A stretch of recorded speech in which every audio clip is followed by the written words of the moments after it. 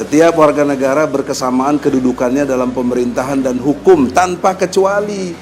Jadi tanpa kecuali siapapun, presiden sekalipun tanpa kecuali, mestinya itu hukum yang benar. Kok hakim titik beratnya lebih bela ke sana? Jadi fungsi hakim sudah bergeser. Dan ketika kami tanya kepada kejaksaan, nanti kita minta kepada majelis hakim.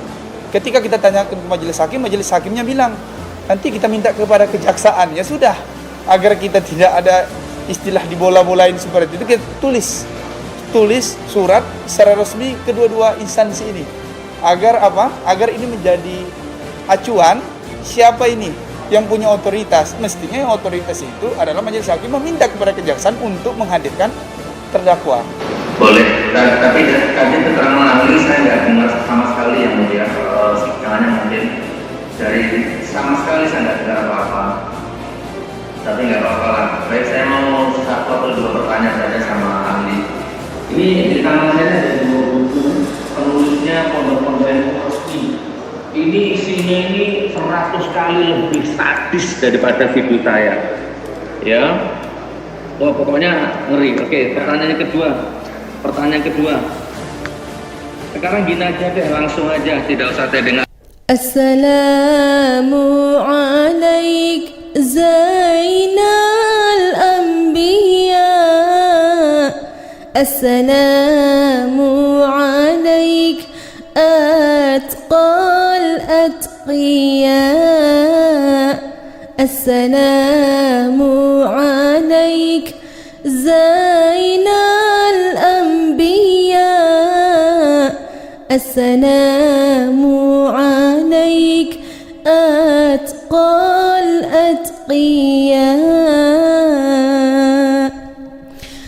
Assalamu alaik Asfal Asfiya. Assalamu alaik Azkal Azkiya. Assalamu alaik Asfal Asfiya. Assalamu alaik Azkal Azkiya. Assalamu alaik Zainal Anbiya. Assalamu alaik. Assalamu alaik. Bismillahirrahmanirrahim. Assalamualaikum warahmatullahi wabarakatuh. Masya Allah. Alhamdulillahirrabbilalamin. Alhamdulillahirrabbilalamin. Allahumma salli ala Sayyidina Muhammad wa alihi wa ashabihi wa azwajihi wa zurriyatihi wa ummatihi ajma'in. Masya Allah, saudaraku, jumpa lagi ya. Sekarang hari Selasa tanggal 16 Maret 2021, masih di kantor GN13 Malang. Seperti biasa saya akan mengabarkan tentang hasil persidangannya Abi tadi. Ya, seperti biasa. Tidak ada perkembangan apa-apa. Tapi ya, saya harus tetap menyampaikan, saya harus tetap mengabarkan kepada jamaah bagaimana sebenarnya hasil persidangan tadi. Ya. Jadi sebenarnya kan Selasa kemarin itu kan hakim sudah menyampaikan kalau sidang hari ini itu adalah Abi yang diperiksa, gitu kan? Akan tetapi hari ini sidang ke-9 ternyata jaksa masih mendatangkan saksi ITE, saksi ITE, 2 orang saksi ITE yang didatangkan tadi sama jaksa penuntut. Setelah itu baru Abi diperiksa, gitu ya. Allahu a'lam lah Intinya meskipun sudah 5 kali dipanggil mangkir untuk saksi kuncinya yang katanya merasa dicemarkan nama baiknya, tapi mangkir tidak datang. Dan tadi seharusnya Abi yang langsung diperiksa, tapi masih ada saksi ITE, jaksa penuntut masih mendatangkan. Ya sudahlah, akhirnya Abi juga diperiksa, ya begitulah hasilnya lah ya. Jadi nanti Selasa depan jadwalnya jaksa penuntut membacakan tuntutannya untuk Abi. Itu Selasa depan jadwalnya. Jadi sidang hari ini sidang ke-9 tidak ada hasil apa-apa, sidang masih tetap berlanjut ternyata, masih terus diteruskan ternyata. Ya, sampai jumpa lagi di sidang berikutnya. Kalau begitu, mau diapakan lagi? Kita ikuti sajalah ritmenya, santai saja, terus saling mendoakan dalam kebaikan. Ini sudah menjelang Ramadan, kita sudah memasuki bulan Sa'ban. Insyaallah mudah-mudahan sehat-sehat semuanya, berkah rezekinya, berkah kesehatannya, berkah rumah tangganya, berkah anak-anaknya semuanya ya.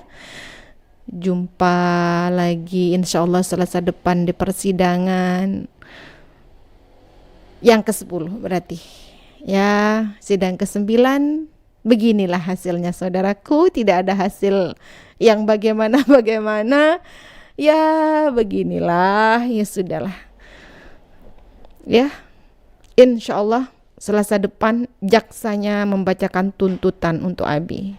Insyaallah jumpa lagi Selasa depan. Nanti di akhir video seperti biasa ada laporan dari lawyer, dari tim yang ada di Jakarta. Nanti sama-sama kita saksikan. Ya, saudaraku, terima kasih atas semua doa-doanya jamaah yang masih senantiasa berpositif, yang masih senantiasa mendoakan. Doa baik kembali kepada Anda semuanya ya, saudaraku ya. Barakallah. Jazakumullah khairan katsiran. Saya akhiri, assalamualaikum warahmatullahi wabarakatuh. Bismillahirrahmanirrahim. Assalamualaikum warahmatullahi wabarakatuh. Waalaikumsalam warahmatullahi wabarakatuh. Alhamdulillah hari ini kami diberi kesempatan oleh Allah untuk bisa menunaikan amanah untuk menghadiri sidang dan mendampingi Gus Dur. Namun ada hal-hal yang memang menjadi pertimbangan kami untuk tidak melanjutkan sidang sebagaimana sudah kami sampaikan. Untuk itu lebih lengkapnya Bang Egy Sujana untuk menyampaikannya. Silakan Bang Egy. Ya, menurut KUHAP ada aturan main dalam sidang. Namanya aja kitab hukum acara pidana. Jadi sekarang momennya memeriksa terdakwa. Perintah KUHAP, terdakwa mesti didampingi pengacara atau lawyer atau advokat. Tetapi terdakwanya tidak dihadirkan. Lalu kami mendampingi siapa di sini? Kan goib jadinya. Persidangan goib, persidangan hantu. Adapun alat teknologi seperti ini kan hanya alat bantu yang tidak prinsipal. Karena ada kasus dengan Jenderal Bonaparte itu, dia boleh hadir kok kita tidak boleh. Jadi hukum tidak equal, tidak sesuai dengan pasal 27 ayat 1 UUD 45. Setiap warga negara berkesamaan kedudukannya dalam pemerintahan dan hukum tanpa kecuali. Jadi tanpa kecuali siapapun, presiden sekalipun tanpa kecuali. Mestinya itu hukum yang benar. Kok hakim titik beratnya lebih belak ke sana? Jadi fungsi hakim sudah bergeser, bukan sebagai penegak hukum yang sebenarnya, ya, mengantarkan kepentingan-kepentingan. Tidak boleh. Hakim itu mempertimbangkan dan memutuskan. Itu fungsi pokok dari hakim. Bahkan hakim bisa menemukan hukum. Oleh karena itu, singkat ceritanya, tolonglah konsep tahu diri ini dalam perspektif posisi kita masing-masing. Kita hadir pakai undang-undang, polisi ini hadir pakai undang-undang, jaksa pakai undang-undang, hakim pakai undang-undang. Jadi kita bukan liar, tapi berbedanya prinsip dalam fungsi. Fungsi hakim memeriksa memutus, fungsi jaksa menuntut, fungsi polisi menyidik, kita membela. Nah kita kan lagi mau membela, kenapa fungsi membela kita dipotong dengan tidak hadirnya terdakwa? Nah, itu sudah timpang, tidak sesuai dengan KUHAP. Yang kedua, yang prinsip lagi adalah kalian bertiga dalam arti institusi, polisi, jaksa, hakim, itu dibiayai oleh APBN negara, ya, pajak rakyat. Kami enggak, kami ayam kampung ini istilahnya. Makan sendiri, cari sendiri, enggak ada yang bayarin. Dan ini kami enggak dibayar. Solidaritas sesama pejuang untuk tegaknya agama Allah ini. Jadi kalian punya beban moral yang besar. Udah makan uang rakyat, termasuk uang terdakwa loh. Ya, uang kita juga, kan bayar pajak kita. Itu kalian tidak gunakan untuk fungsi keadilan. Jelas ini suatu kedurhakaan tersendiri dalam konteks berbangsa dan bernegara, dikaitkan dengan kewajiban fungsionalnya. Oleh karena itu, sadarlah, mudah-mudahan Selasa depan terdakwa dihadirkan atau dalam kepentingan pembelaan, dan kita mau hadir. Jadi kita tidak hadir walk out bukan karena kita sok-sok jagoan, tapi kita fungsional pengadilan ini harus ditegakkan. Saya kira itu, semoga konsep tahu diri ini para penegak hukum menyadarinya. Jangan belagu gitu. Pertanggungan jawab ada pada Allah nanti. Assalamualaikum warahmatullahi wabarakatuh. Waalaikumsalam warahmatullahi wabarakatuh. Yang paling penting bagi kami di dalam proses hukum pidana itu kita sama-sama mencari kebenaran material. Status klien kami ini baru terdakwa, belum tervonis atau belum terpidana. Dan dalam proses ini kami ingin prosedurnya ditegakkan. Kalau putusannya, kami juga sudah melihat banyak aktivis-aktivis para ulama dengan pembelaan yang maksimal dari lawyer, entah putusannya juga tetap dipidana. Kami tidak persoalkan, karena itu wewenang memutus, silahkan saja. Mau dipidana dengan seberat-beratnya, silahkan saja. Tapi tetap kami akan membela bahwa vonis yang terbaik buat Gus Dur adalah dibebaskan, atau paling tidak dilepaskan dari segala tuntutan. Nah, cuman kita tidak masuk pada vonis itu. Itu adalah otoritas dari majelis hakim. Kami serahkan sepenuhnya. Menuntut bebas juga otoritas jaksa. Kami serahkan sepenuhnya. Tapi dalam proses prosedur, proses hukum beracara, proses ikhtiar rakyat, warga negara yang mencoba mencari keadilan dari lembaga peradilan, itu yang harus dihormati, harus dipenuhi, harus ditunaikan. Jangan sampai rakyat, publik menganggap tidak ada lagi keadilan di lembaga peradilan. Jangan sampai keadilan itu justru ditegakkan secara writing dengan cara-cara rakyat, karena mereka tidak percaya lagi karena fungsi-fungsi peradilan tadi sudah tidak lagi menegakkan keadilan karena prosesnya sudah timpang. Ada subjektivitas dalam proses sehingga kita bisa simpulkan ini berpihak. Bukan berpihak pada klien kami. Kami juga tidak ingin berpihak, tapi berpihaklah kepada kebenaran dan keadilan. Dan penting ada informasi dari rekan kami Riki, karena kami itu hadir bukan tanpa sebab, karena sebelumnya kami juga secara prosedur telah mengirimkan surat. Silakan rekan Riki, dijelaskan surat itu. Bismillahirrahmanirrahim. Assalamualaikum warahmatullahi wabarakatuh. Seperti yang disampaikan oleh rekan-rekan yang lain, Prof. Egy, Bang Ahmad, dan tim yang lain, bahwasanya setiap langkah yang kami lakukan ini berbasis dari hukum. Nah, adapun permintaan kami selain dari kehadiran terdakwa ini adalah hak untuk dihadirkan, kami juga meminta secara resmi, ini kami tunjukkan ke rekan-rekan media, ini kami tujukan ke Ketua Pengadilan Jakarta Selatan, CQ Majelis Hakim. Ini karena agendanya yang diberitahukan kepada kami adalah pemeriksaan terdakwa, sehingga kami meminta secara resmi tertulis.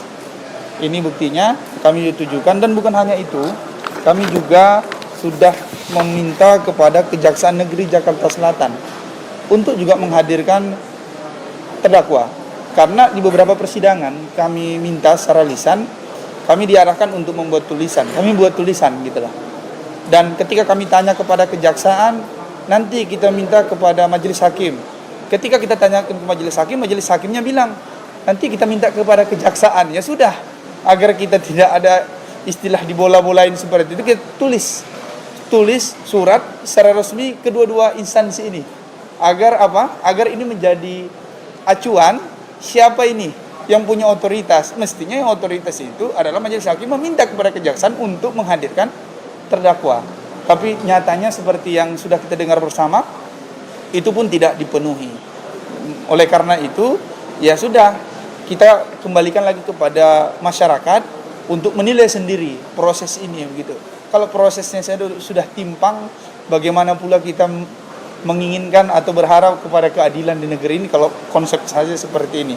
Mudah-mudahan dengan adanya video ini, adanya pengawalan di tengah-tengah masyarakat, itu menjadikan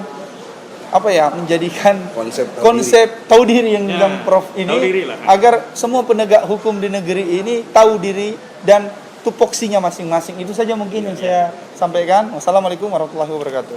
Boleh, tapi tadi keterangan ahli saya nggak dengar sama sekali yang mulia, sikangannya mungkin dari sama sekali saya nggak dengar apa-apa.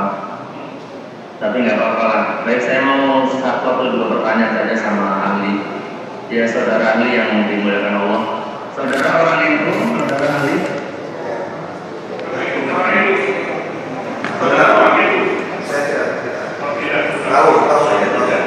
Jadi gini Pak Hakim, yang saya lakukan itu tidak menebar kebencian. Yang saya lakukan adalah kalau saudara ahli itu orang itu pasti paham bahwa di NU itu memang sekarang lagi hancur, tertutup. Ini di tangan saya ada 2 buku, penulisnya pondok-pondok NU resmi. Ini isinya ini 100 kali lebih sadis daripada video saya. Ya, wah pokoknya ngeri. Oke, pertanyaan kedua. Sekarang gini aja deh, langsung aja, tidak usah teh dengan apa tadi agama. Bisa nggak kalau video mana videonya, kalau berita mana beritanya, ada nggak suku yang bertengkar, agama yang berantem, atau ras yang ribut gara-gara konten saya? Buktikan coba, datang ke pengadilan.